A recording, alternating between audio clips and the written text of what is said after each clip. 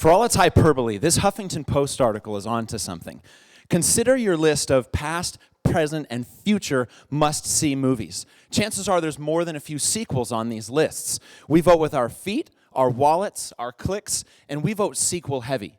Case in point, this is the Disney movie release schedule for 2015 to 17.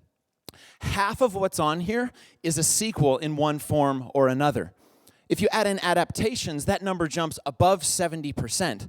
Now, I get why movie studios love sequels. If you get it right, it's like printing money. But why are we drawn to sequels? And why in the world are we talking about this at a math conference? Over the next few minutes, we'll explore what is true of the best and worst movie sequels and consider the implications for the math classroom. Number one, the best sequels take advantage of our existing investment in the context and the characters and then hit the ground running. The opening sequence to The Lord of the Rings, The Two Towers, does just this, and it works because this is not our first minute in this world, but rather our 201st. For a classroom parallel, consider this task where students calculate the number of Skittles in the cylinders. After a while, they've become familiar with the context and the characters. Here it's Skittles, cylinders, volume formulas, and so forth. So when we ask them a follow-up, a sequel, a new mathematical adventure in that same space, they're ready to dive right in. They've already put in the mental work so that they're familiar with what's what and who's who. The foundation is laid, and then they can build upon it. Number two, the best sequels strike a balance between familiarity and innovation.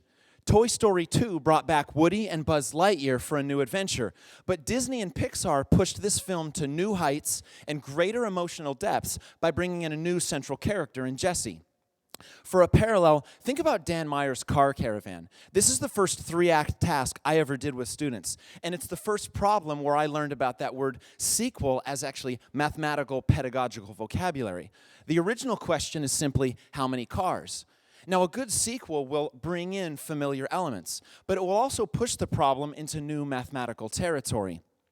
That's the beautiful thing about sequels. They demand that we innovate in some way. They don't allow us simply to run through that original experience over and over. Number three, the best sequels shed new light on the original work.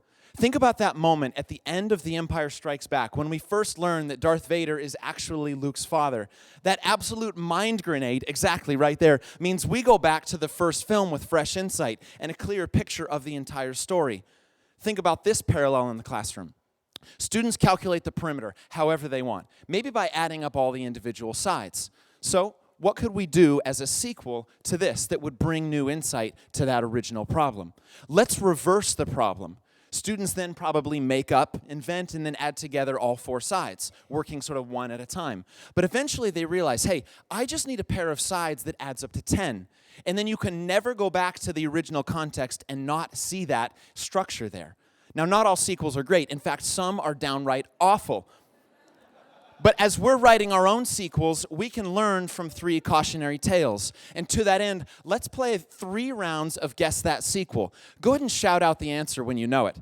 A forgettable romp with worn-out characters. Painful third installment.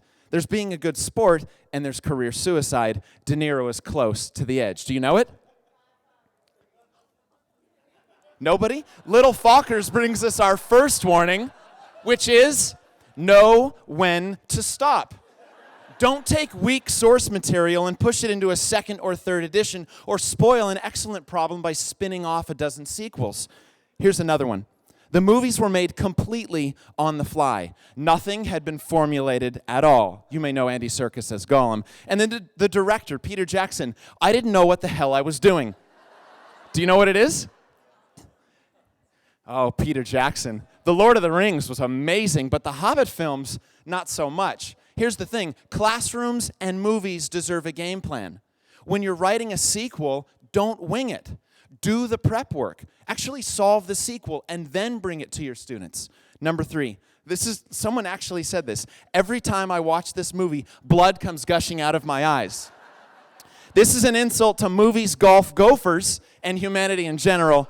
Also missing, Bill Murray. Nice. Caddyshack was a classic, but Caddyshack 2 was a wreck. And it brings us our third warning. Do not abandon what worked. Put another way, if your original has Bill Murray, your sequel better have him too. Now, when you're writing sequels, know what worked and build from there. So as you write your sequels, whether it's to your own problems or ones you found online and in textbooks, I hope you'll keep these 3 lessons in mind. The best sequels use students' existing investment, balance familiarity and innovation, and satisfy our thirst for fresh insight. Happy writing.